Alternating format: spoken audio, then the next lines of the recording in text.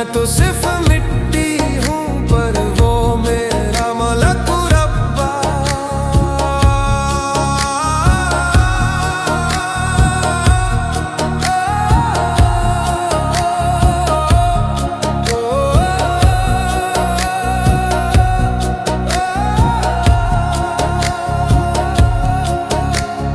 लोगों ने समझा क्या मेरा दर्द मेरा नहीं, पर रूह का सफर वो ही जाने जिसे रब ने चुना सही।